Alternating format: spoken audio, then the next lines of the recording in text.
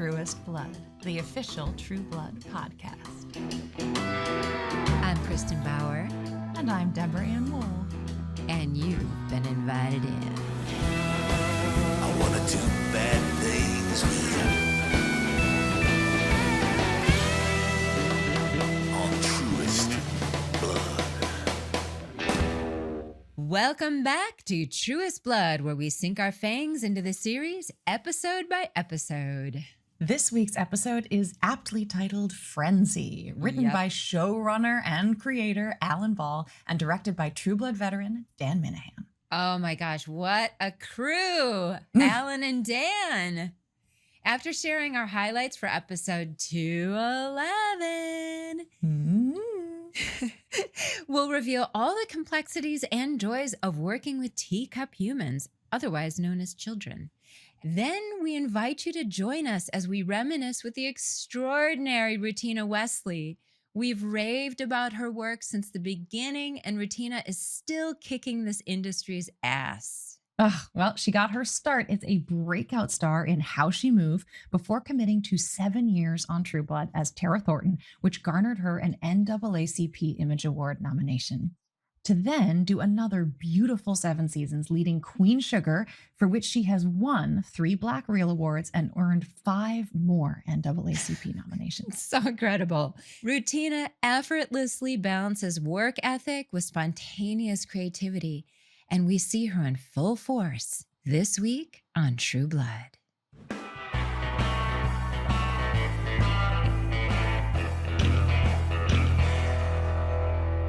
We pick up with Bill encountering Queen Sophie Ann, dabbing blood off her lips fresh from the woman on the chaise.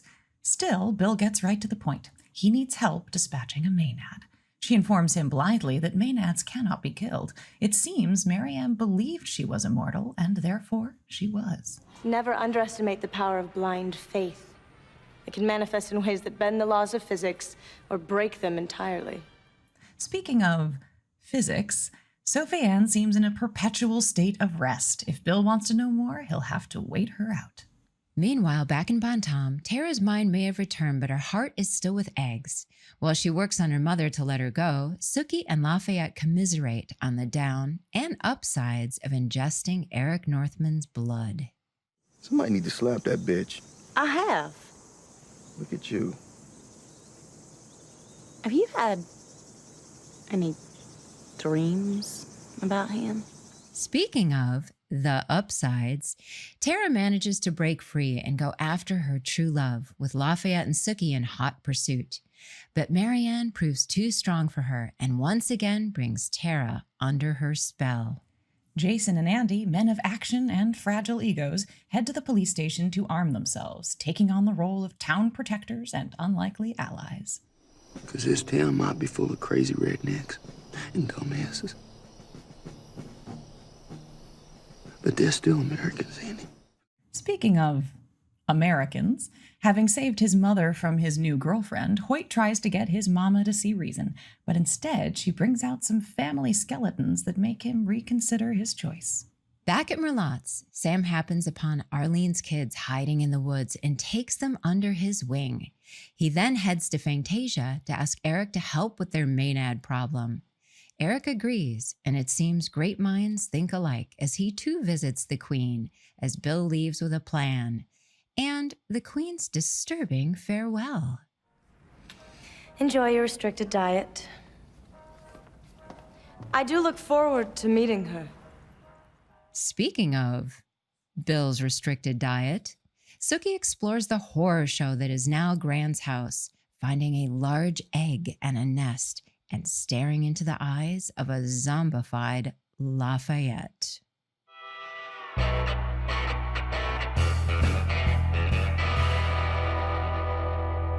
So, Deb, it's always hard to pick a highlight. It is. Right? And But I always feel like I'm leaving someone out, you know? I like, know. Everyone's a highlight, but we gotta pick. I know. Almost every scene I go, oh, I got it. Oh, I know. no, next scene.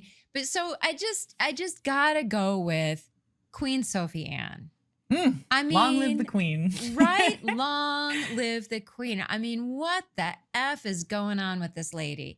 Evan Rachel Wood is so staggering always.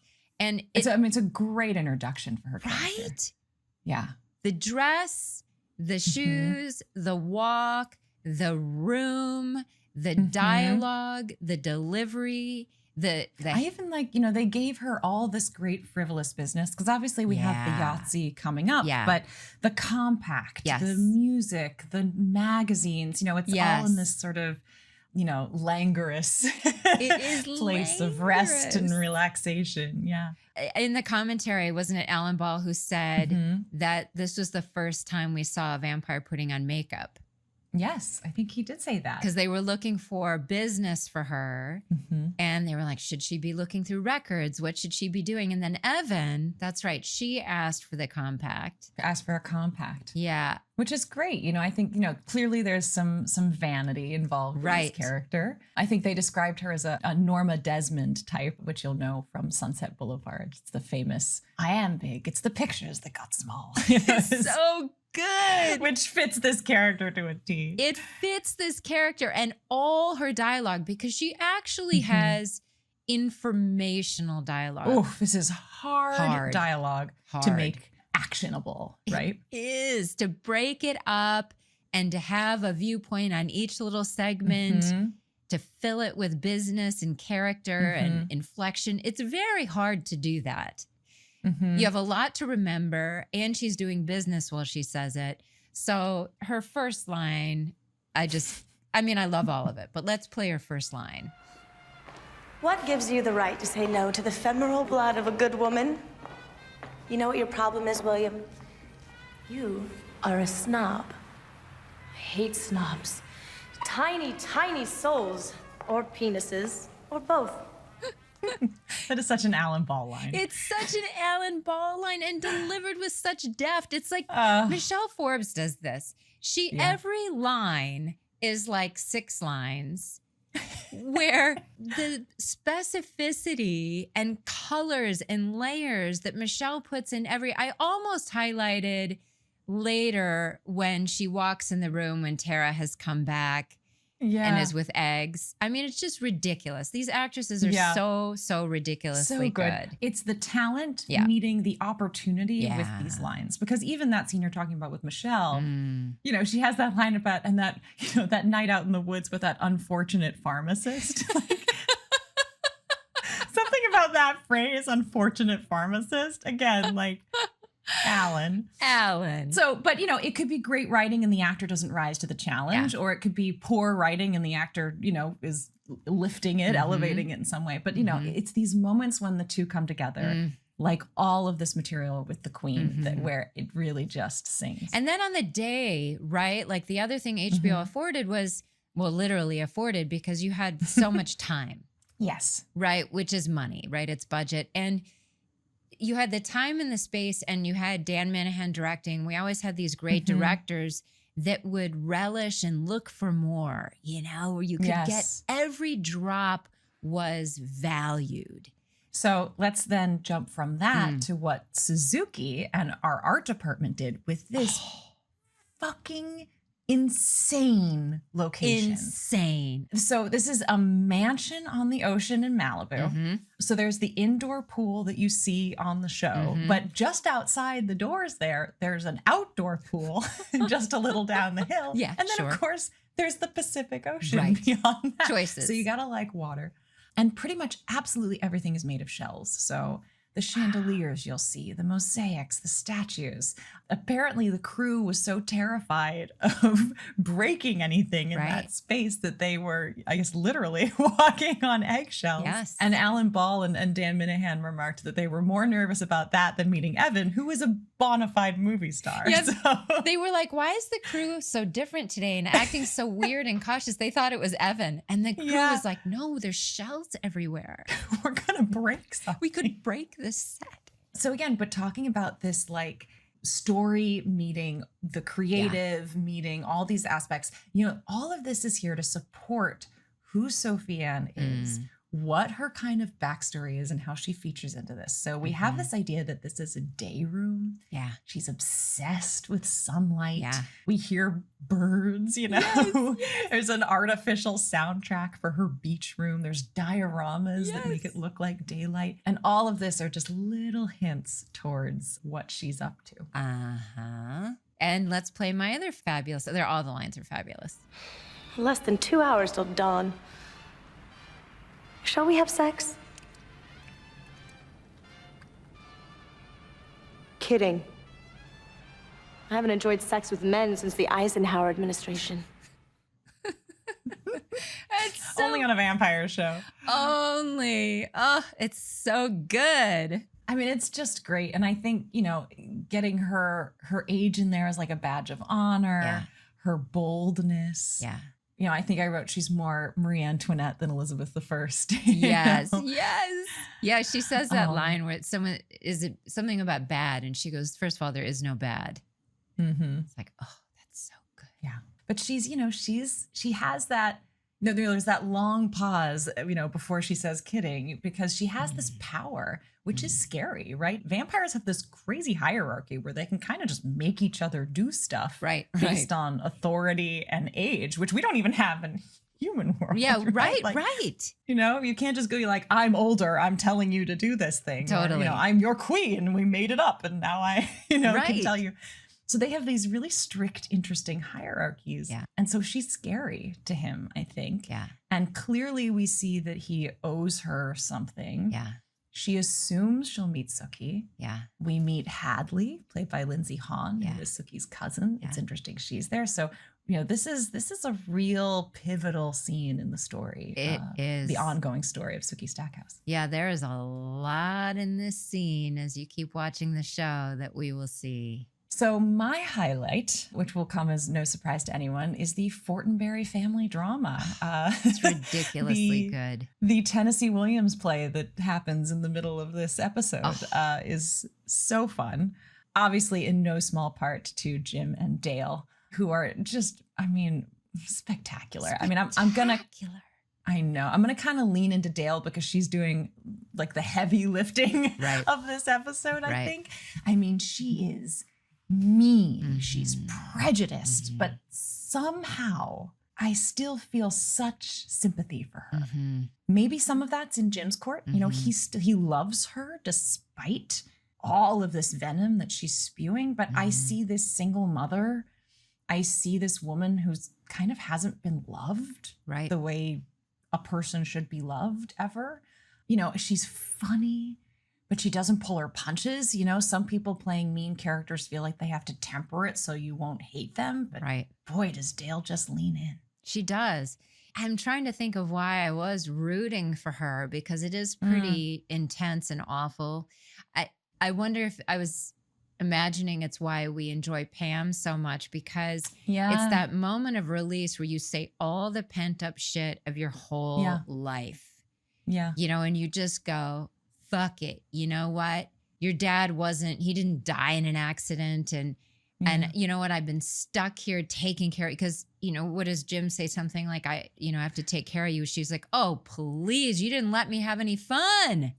Right. Well, so this is one of my favorite lines kind of this show. Yeah.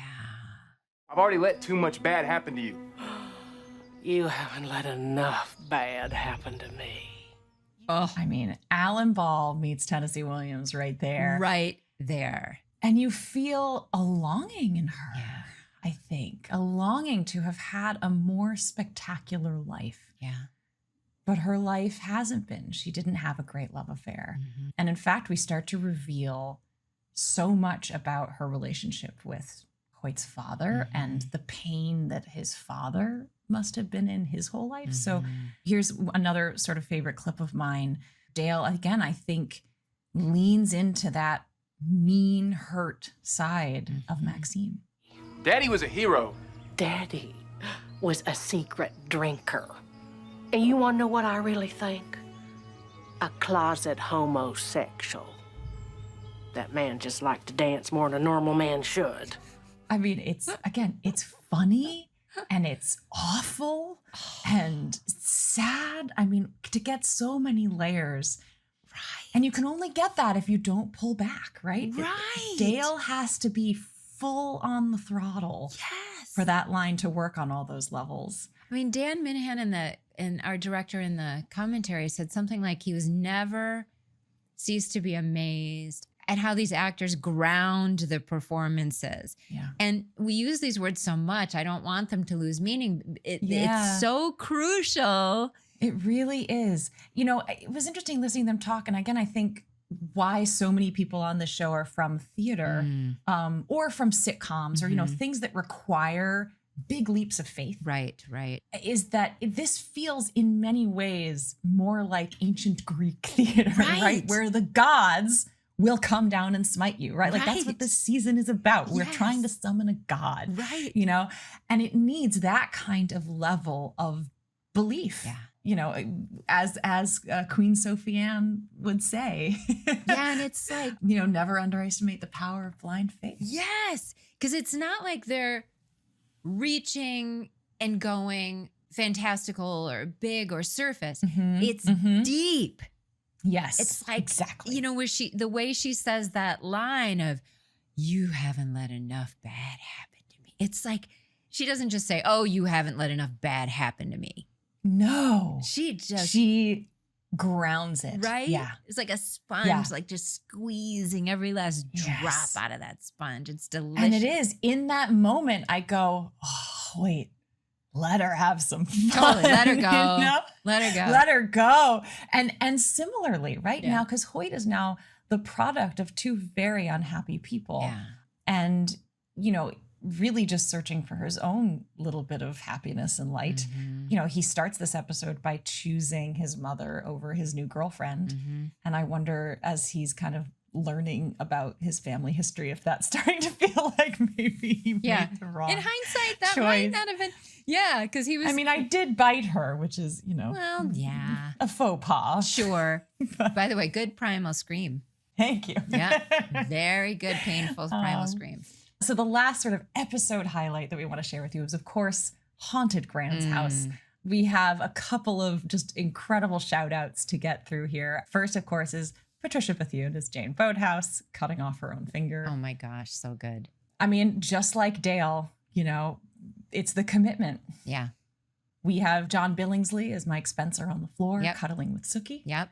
Committed. Do you want to tell the story behind the frying pan? Yeah. So Alan said in the commentary that he was a guest star, I guess, on 6 Feet Under, and his wife had killed him because he was so boring but would never shut up, which is a bad combination. So he would talk endlessly with these stupid stories, and she finally killed him with a frying pan. So that was a nod to that fabulous, another fabulous performance. And then the gentleman in Sookie's bedroom trying on her sundresses is actually Lenny, one of our stand-in crew. Lenny. I was like, oh my gosh, Lenny.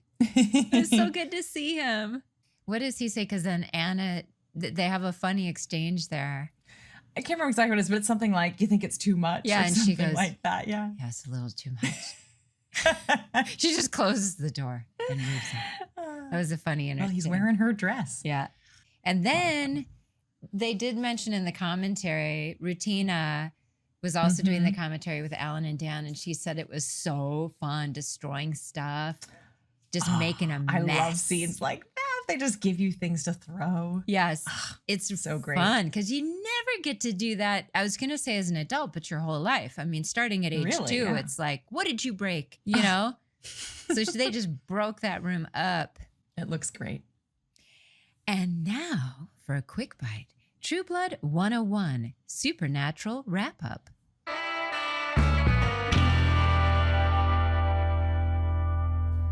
"23 episodes in, and here's what we've learned so far." Vampires have no heartbeat and need not breathe, but they do have reflections, orgasms, and haircuts. They can't tolerate sunlight, but garlic is okay. Crosses and holy water do nothing, but silver hurts like the dickens. Their blood can heal and get people high. Oh, and Eric can fly. Shapeshifters run a little hot, which is good because they spend a significant amount of time in the nude. They require an animal to imprint on in order to shift unless they are totally stressed out, and they could possibly lay and then eat their own eggs, but that's merely speculative. Maenads are mortal beings that desire a god who never comes and can vibrate people into submission, but really, they just want a party. Oh, and they believed themselves into existence. Now that's a nifty party trick. Were creatures are confirmed real, though we know little about them, but we'll venture a guess that they're probably hunky. Meanwhile, Sookie hears people's thoughts, can shoot light from her hands, and tastes really good, but no classification as of yet.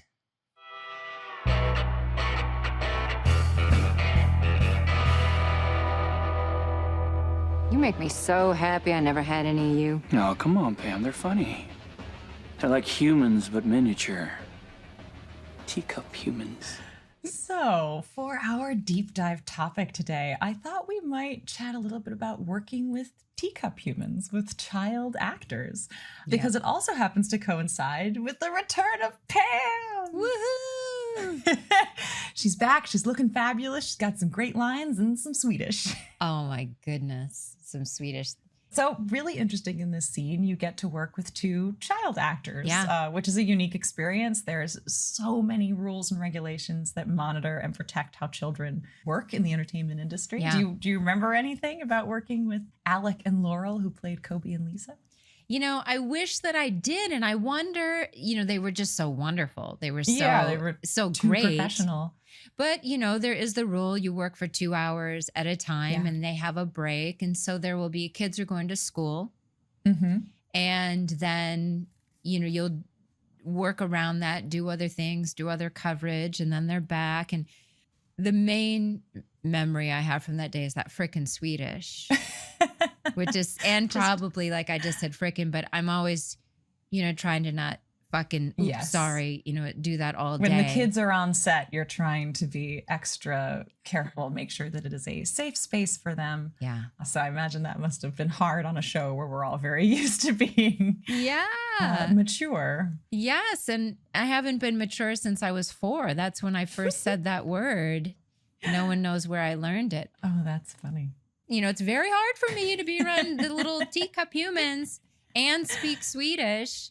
But yeah, tell us more about this, Deb. Well, yeah. So we have Alec Gray and Laurel Weber. They played Kobe and Lisa Fowler. Interestingly enough, True Blood, at least per the internet, is both of their last acting jobs. So interesting. They did all 7 seasons. They stuck with us through the end. So they must have enjoyed the job to some extent, but did not continue acting. Interesting. But yeah, so I think that's really interesting with that. Alec has been in a couple other things before True Blood, How I Met Your Mother, My Name is Earl, and he got his start in The Office for 2 episodes. But I really did take a deep dive into child actor labor laws. The Scully in me had free reign, and I looked through the California Department of Industrial Relations, which has a very detailed pamphlet, which I put in quotes because it's 66 pages long. Oh my goodness. You know, if you can still call it a pamphlet. I don't think that's a pamphlet anymore. Maybe it started out as a pamphlet. Maybe, but it details all of the child labor laws in California. Wow. So to be a child actor, there are multiple permits required. There are permits required of the parents and guardians. There's permit required of the employers. Insurance and workers' compensation has to be guaranteed. And there's also, I found this fascinating, a clause in the contract that a child actor may back out of that contract at any time with no consequence. Wow. And this is less about protection and more about because someone under 18 isn't legally competent to sign a contract. So it's sort of illegal for them to sign it anyways. Just fascinating. To me. But the protections that came in kind of all started with Jackie Coogan. So he's a famous child star from Charlie Chaplin's The Kid. Okay. So he made $4 million as a child actor, which we're talking the teens, 19 teens. I mean, what is that today? I have like no 40, idea, but or let's add a 0 or 2. It's a ridiculous amount of money, right? Holy shit. I mean, shoot. But we are talking about child actors. We're safe space for kids on Yeah, this set. yeah. But by the time he reached legal maturity, he was bankrupt because essentially all the adults in his life spent his money away. Oh my gosh. So in 1939, the Jackie Coogan Law was enacted, which requires producers to place 15% of a child actor's gross receipts into a trust, which is accessible only by that person once they reach legal maturity. So it's a good thing that that exists now. Wow. Yeah. It is tragic, isn't it? Most laws, a lot of laws, come from some tragedy. Yeah. Yeah. It had to have gone wrong before someone thought to protect. Right. But we have, I mean, there's so many protections. We have hours are very restricted, as you were mentioning. A lot of that time has to be split between work and schooling, as well as just rest and recreation. Like there has to be time off for doing nothing while they're there, which is pretty great.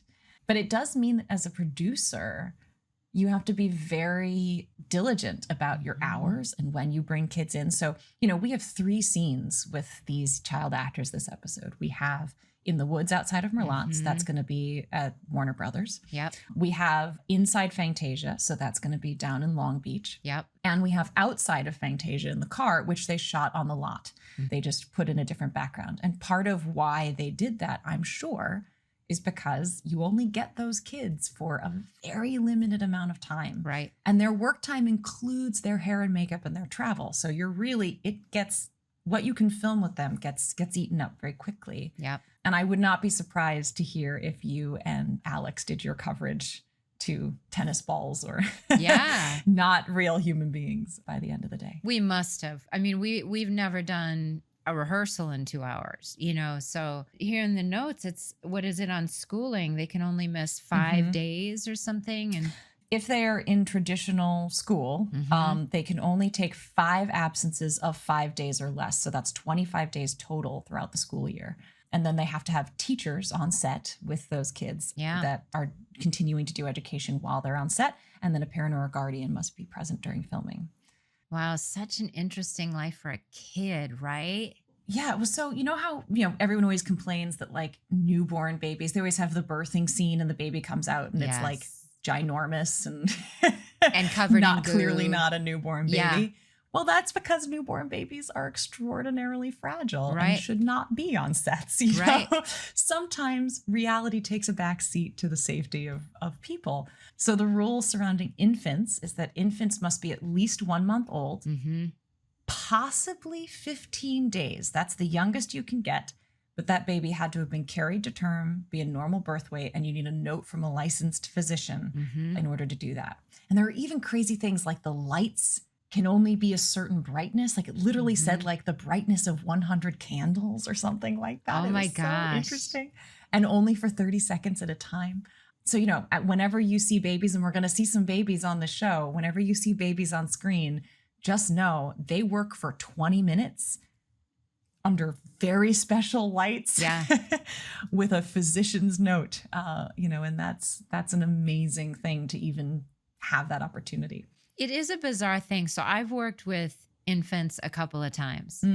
It's challenging. They have to goop the baby up and then the baby is screaming and crying. Yeah. Right. Yeah. So, and they don't know they're acting. And they don't know they're acting and they're being passed around. And then in 2019, I did the series for Raelle Tucker, Sacred Lies with Ryan Quanten, and I had young kids. So I think they were between 1 and 2, if I remember right. And again, this baby had to be happy. And the second the mother handed me the baby was crying. And so and then they had the handlers in between and they would tell the mom to leave so the baby would get used to me. And I was so desperate to make this baby not scared. I mean, it was traumatic on everybody. It's hard. It really is. And I think, working with kids is so much of it for them. Now, we were just talking about first instinct versus time. Right. For kids, it is that first instinct. It's that play. Yeah. And you only have time again for that first instinct. Yeah. And you have to make that space a place where they feel free to really play and really cry and really be there. Right. Which is why I think, crews, good producers when they have children on set, tell everyone, everyone is on their best behavior. Yeah. Things are kept more quiet. They're a little bit Definitely. slower paced. And safety really becomes the top priority. Safety for that, obviously, that child's physical being, but also their emotional and mental being. Yeah, You want it to be a everyone- good experience. Yes, everyone on a deep primordial level is trying to make it a good experience for that poor kid. And in this case, Alec and Laurel a little older, of course, and they're such good actors. Yes. And that's an interesting thing too, right? Because when kids are great actors, it just is so natural to Yes. them. And other children, it's just not in them. They're very self-conscious, right? Yeah. But these kids were so good in these scenes. Some of it for me, I've never been a fan of like the precocious kid actor, like Right. the little kid actor That's who talks tough. like a grown up. I mean, Yeah, that is weird. There are times and places for those stories, but for me, the child actors who are alive and present enough to just be kids. Yeah. And I gotta say, I mean, Laurel and Alec just nail that. They They seem nail it. so their age and Yeah. so present. Yeah. She doesn't jump or overplay it. She When he just fangs leans out. away from him, Uh-huh. just a little bit nervous. Mm-hmm. It's just lovely. Yeah, Like, I'm lovely. sorry they didn't keep acting because they're very good at it. I know they're very good at it. It's so interesting. I mean, I'm proud of them that they went, Yes. they didn't get lured in by the glitz and possibly went to college and said, I kind of Well, want to do something It else. means they had good parents who didn't pressure them, because that's another thing to remember. When you're hiring a child actor, you are also bringing their parents into the equation and on Right. set. And that energy has to be good and low pressure and in the best interest of the child. And, Yeah. and so, I've always had pretty positive experiences there, but we've all heard stories of stage parents. And luckily, I think, bringing all that to light has meant there's less of it.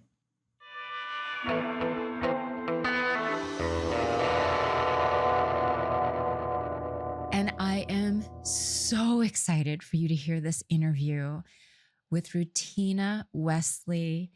Get ready for me to just cry and laugh more than you've ever heard.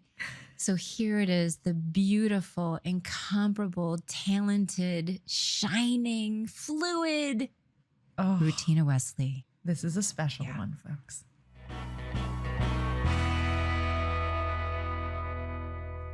Rutina. I can't even stand it. The only thing that would make this better is if we could be in person. I would just love to give you a hug so much.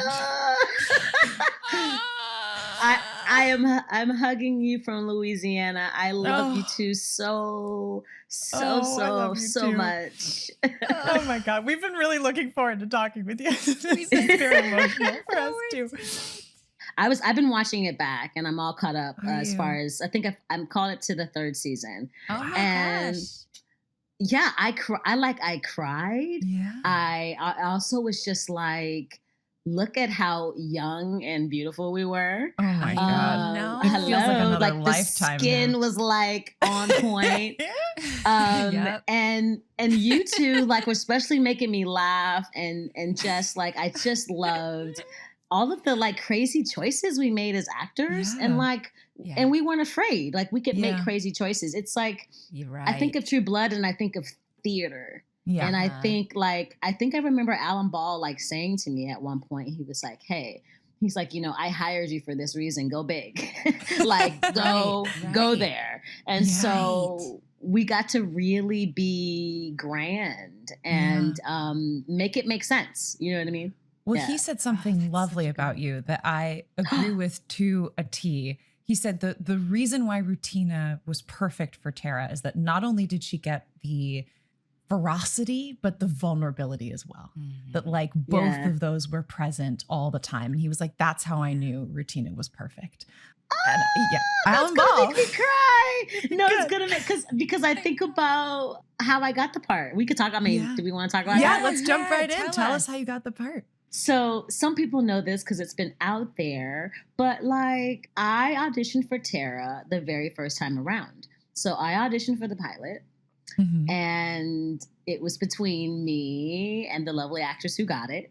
Right. And Oh, so interesting.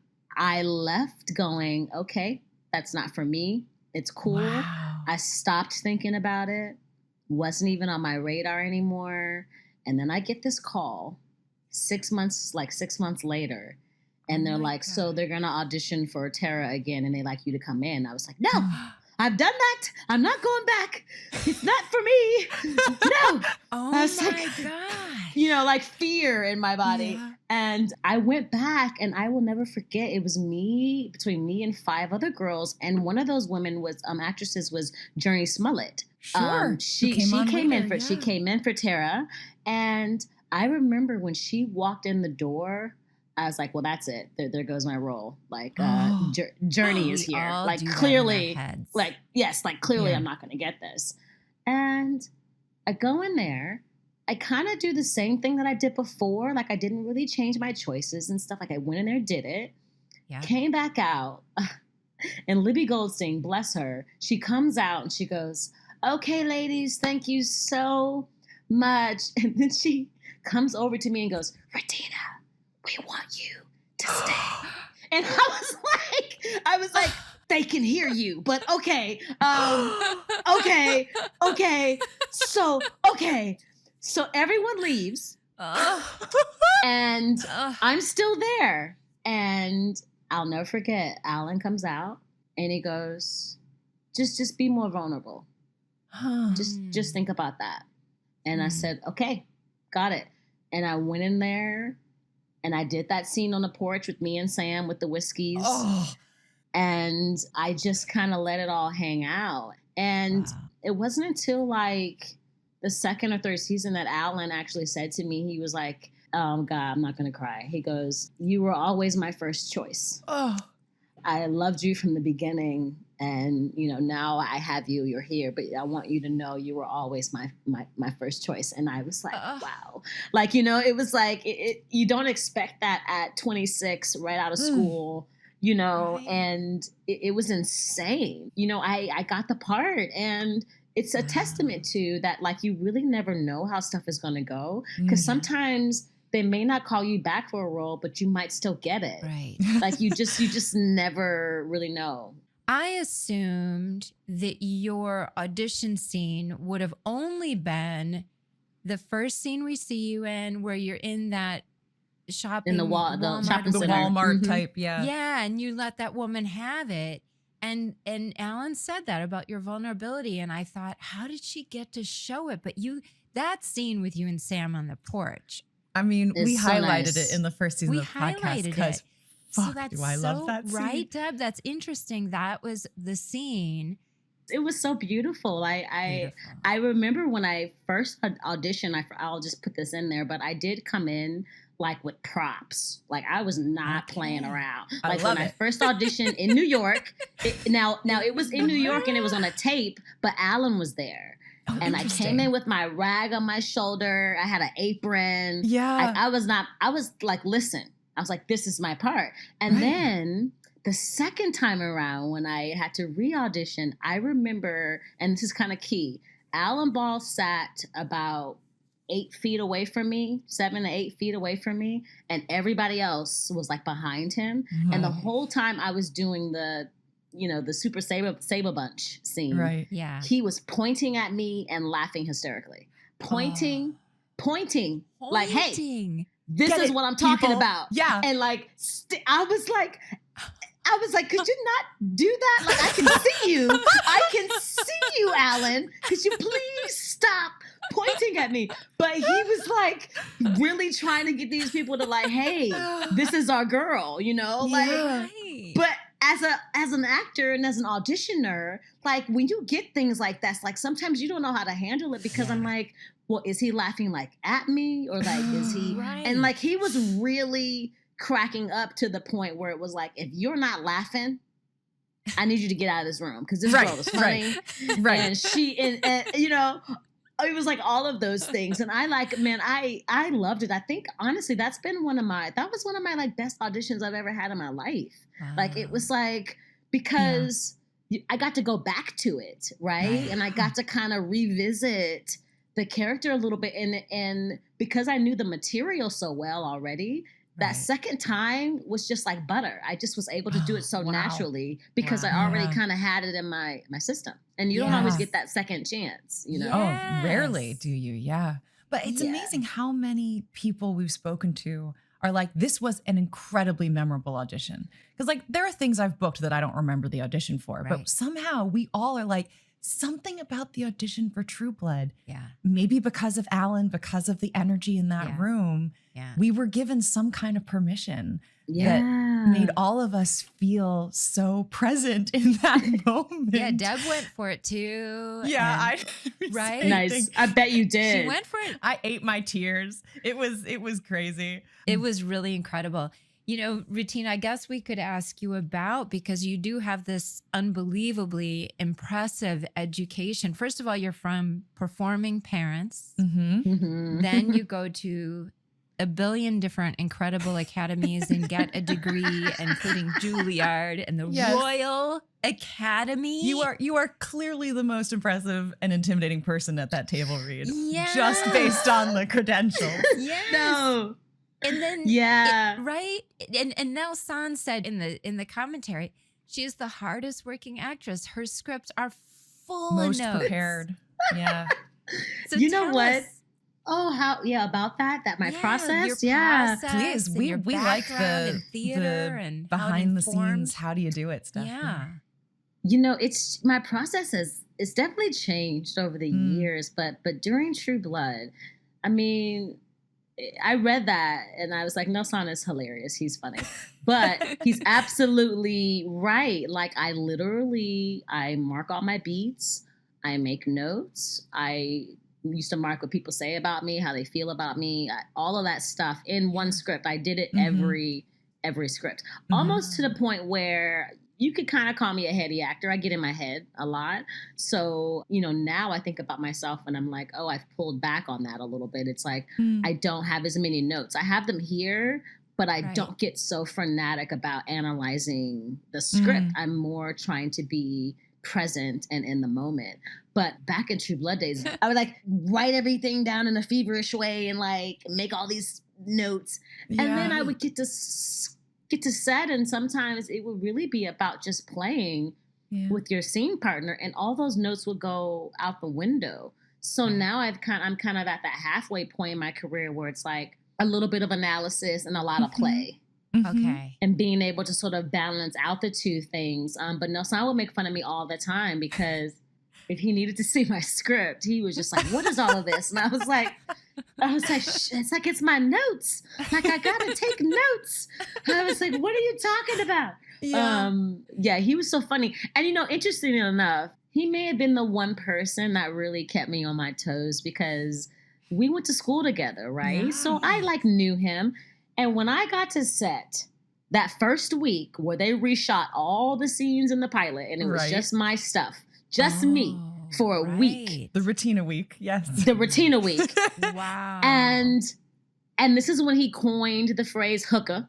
Wow. He came into Merlotte's and that scene started and he called me hooker. And we did the scene, and afterwards I was like, that's not in the script, Nelson. Could you not do that? That's not in the script. Like, you're gonna get me fired. Like, what are you doing? He was like, what you saying now, Rutini? Oh, you hooker. I'm gonna keep doing it. I was like, keeping you on your toes. And I'm like, you are keeping me on my toes, but wait, what, Nelson, what is my cue? You keep making it up. What is my cue? Like, what are you gonna say? And Alan Ball said he was the only person that he would let improv. Yeah. Because he said, I can't write that. I can't write what he says. Yeah. So he was fantastic. And I will never forget that because I was so nervous. Right. But seeing him and being like, oh, someone who knows me. Yeah. Okay, so I'm not crazy. Someone who I can like ask things and like, it was nice to have him there. Yeah. Because Anna made me nervous. I was really nervous with her.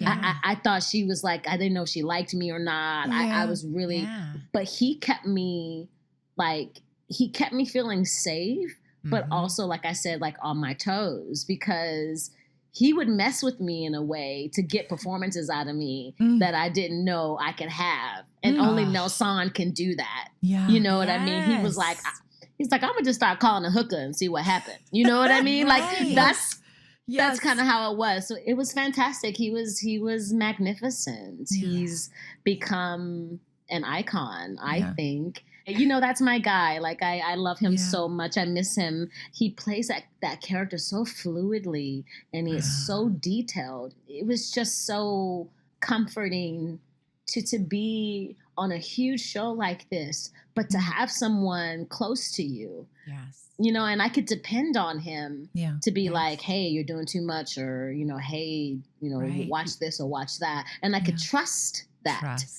as an actor. And he helped me bloom. Yeah. You know? Wow. Yeah. That's incredible. What an incredible arc to go from like, you auditioned, cool, I'm letting it go. We want you back. Well, maybe I don't want to come back. All right, I'll come back.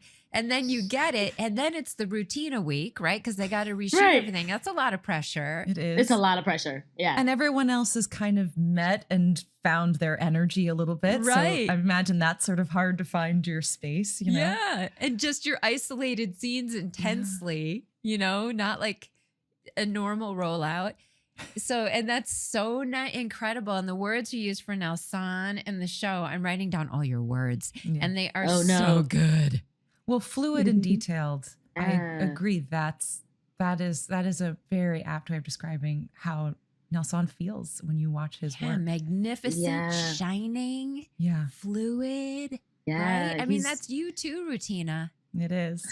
Oh, don't that's do that. you too. I mean, it is. It really is. And especially with the challenging material that was written for Tara. I mean, throughout all of the seasons, but, you know, I mean, we're talking about specifically 1 and 2 right now, but oh my gosh. Sometimes I'll watch a scene after and just be like, how do you even start? Okay.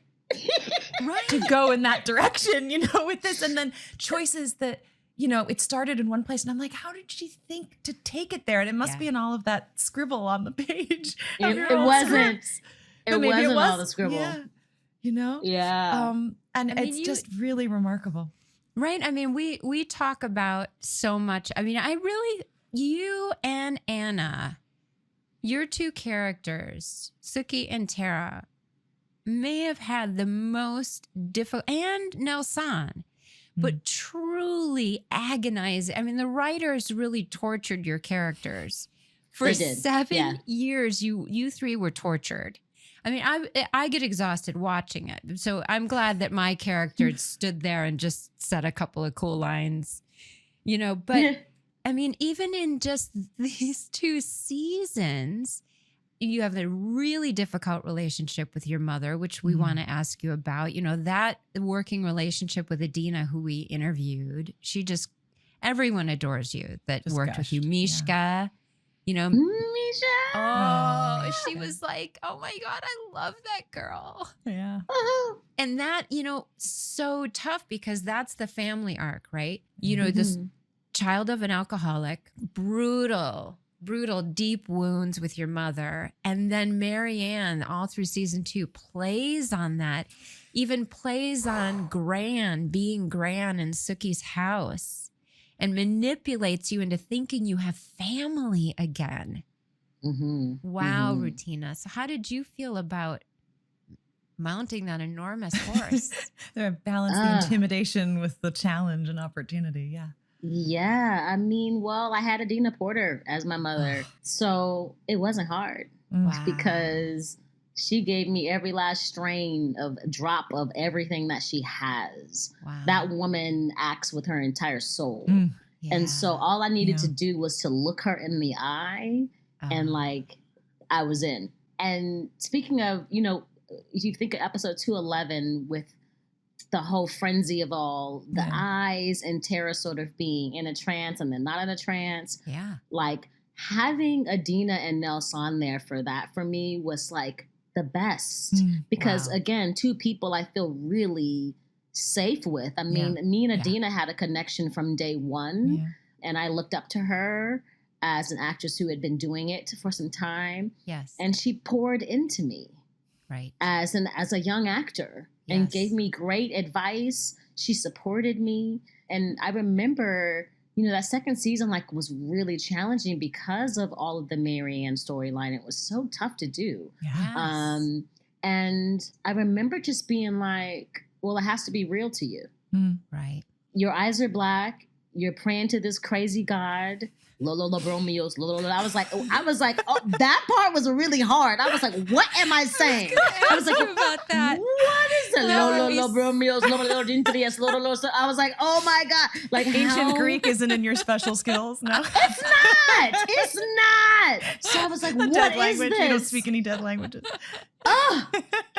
You know, and it was like, what would you do if, you know, 3 of the people that you love the most, you feel like they've betrayed you? Right. Like, really, Tara feels really betrayed in her spell. Yes. And so I think that allows for the nasty sort of raw response that you get from Tara when she goes from like, I want to fucking kill you to, oh my God, mama, I'm sorry, and all this stuff. Yeah, it's that like, one you know, scene, the turns you make in that one scene, because that's really hard as an actor. You know, it's easier if you start a scene crying. Right. So this is like, yeah, you go from I'm going to kill you to sobbing to someone reads your mind, then you're reborn. I mean, it's the crazy, it's like the Olympics for actors.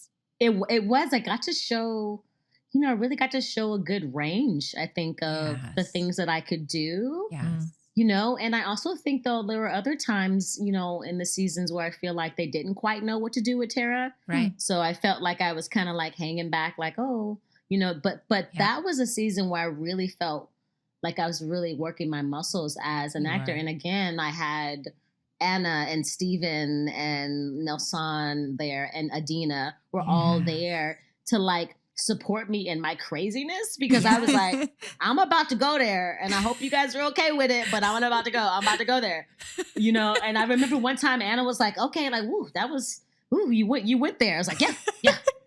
I don't like you. I don't like you. I don't like you. I don't like you. I don't like you. So this is what I'm going to do, you know.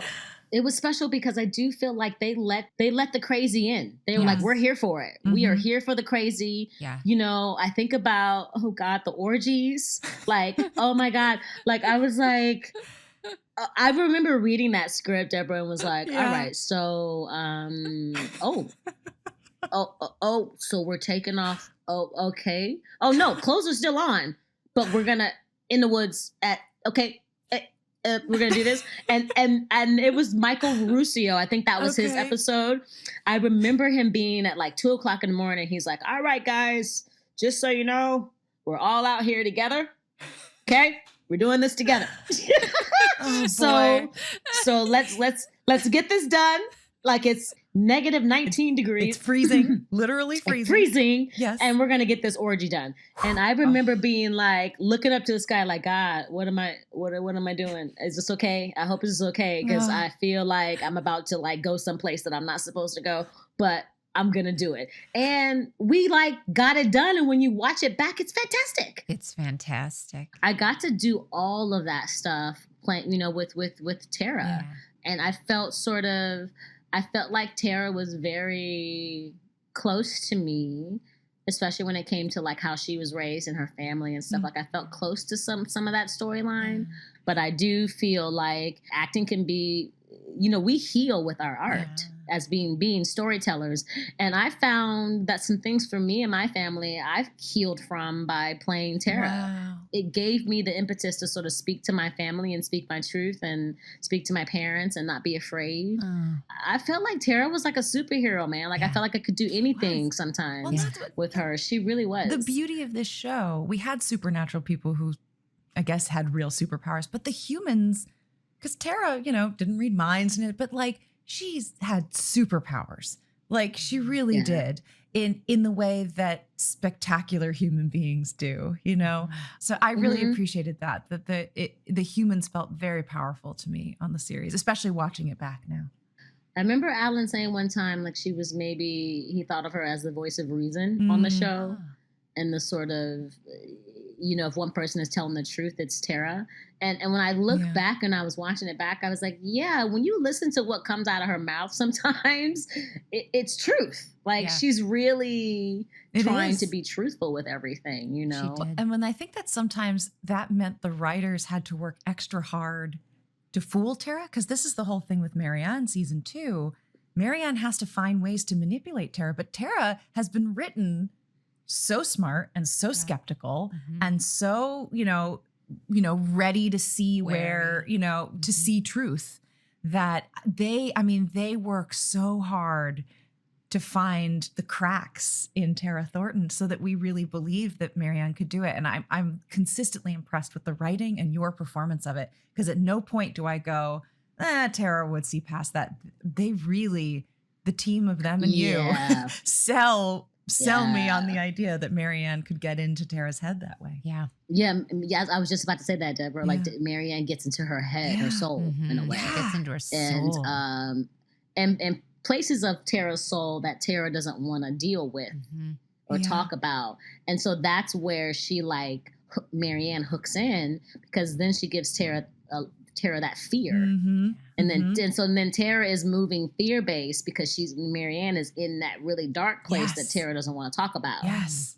And so we because even, for instance, when she comes out of the spell, Tara is still like, where's Eggs? Like, I gotta go. And she wants to go immediately to save him. And it's like, you don't see Tara sort of come out of it, because Tara is still, in a way, when she comes out of it, she's still not in reality. She's still kind of swept up in what she thinks is love and acceptance and what she thinks is family. Oh, God, it's so heartbreaking because we want it it so is. badly for Tara. Everything Marianne says, I'm like, God damn it, why can't she be real? I know. It's so... We just talked about this line where she says, "You know why I'm good to you? Because it makes you bloom." And like, we're all weeping because you deserve it. All we and want. It makes you bloom like a flower. And I'm like, I would crumble if someone said that to me today in my living room. We want Tara to be supported and believed in and lifted up in all of those ways. And it's just so heartbreaking that she's a Maynard. Right. And and Mishka was like one of my favorites because she's somebody, like, she really is gonna show up and she's gonna give you everything. Yeah. Like, she's not gonna give you half, she's gonna give you everything. And I remember sometimes that, like, Mishka would look at me and she would go, "Look at you with those doe eyes." She always called me doe eyes. And that would always make me get a little emotional because I don't know, she was just really supportive, man. She really was just like, made me feel great, man. And I felt like I could fly with her, and I can't believe I'm getting so emotional, but that's because I miss all of you. We miss you. But she just really made me feel like I could fly and that I was capable of anything. And coming from a woman who's like been around in this business and done so many things as a young woman, for me, it was like, she sees me. Right. And Mishka sees me. She sees Rutina. She does. And I kind of like, I was messing with that because I was like, okay, I not many people see me right away, but I felt like right away when Mishka met me, she was like, I see you. Yeah. Like, you're this. Yeah. And look at you in them doe eyes. Oh, and you're just so, all of this stuff. And I was just like, I was looking around like, how do you see that? I'm not giving that to you. Right. But I was. Right. But I was. Right. I thought I had this wall up, but it's not. I didn't with her. She saw right past the wall, came right in my face and saw me in my eyes. And so, like, I love Mishka, and I could do a million plays with her. I could do a million things with her. She's just very unique and special. And I want to talk about for 1 second, she was like a great leader on set. Okay. Like, I remember she didn't take no BS. Like, she didn't take no stuff. Wow. She was really serious about people being professional, and that went for jokes that were not professional or unpleasant jokes. Okay. She really kind of put her foot down and was like, we're not going to do that. Not on my time. Wow. Interesting. Like, and remember we had the $5 jar or the jar? Yes. Remember the jar? Yes. Like, you had to put money in the jar if you made a really nasty joke or something. I didn't know you had about to. that. I forgot. Yeah, it was, or was it cussing or the cussing and the joke? I mean, I think we it was cussed just all the the joke. time. It couldn't have been that. We'd have made millions. I know, couldn't have been a cussing. Couldn't have been a cussing. That star would have been So, huge. yeah. We could have budgeted an 8th season all on our own if it was cussing. So another question is that one where when you think of your experience on True Blood, I wrote down so many great words you said, but do you have 3 words that come to mind? Yeah. Magical chaos laughter. Perfection. Because listen, some of those scenes, girls, that we've done, we were on our asses laughing more than we were shooting. We were. Most of the time, because it was like Oh, it my was goodness. so funny. And I remember, even with like the black eyes and stuff, like that orgy night, like that night, like everybody, Mishka, me, Anna, everybody was like, what is happening? Like everybody was like, it was so funny. So laughter is, when I think about True Blood, I think about laughter. Me too. I think about the chaos. And then I think that the fact that we were magical. Yeah. Like what we did was magic. Yeah. We couldn't believe we were doing what we were doing. Yeah. I mean, it was, again, like I'm sure you guys got your script sometimes and were like, okay, like what? Yeah. But we did it. We did it and it aired. Yeah. Yeah. And the one thing I love is that no one on our show, even guest stars, like everybody was in on it. Like everybody was ready to get in there and get in the mud. It was wonderful. It was absolutely wonderful. Oh my It God. was wonderful and almost indescribable because you described it so well. Yeah. Well, you are wonderful, Rutina. Thank you so much for chatting with us and sharing all of your stories. Thank you. Everyone listening at home, gosh, you just got a real treat because this is amazing. I know. I laughed. I cried. This was I magical know, me chaos and too. laughter. This interview was. Yes, it was. Thank you, ladies. Thank you so much. Thank you.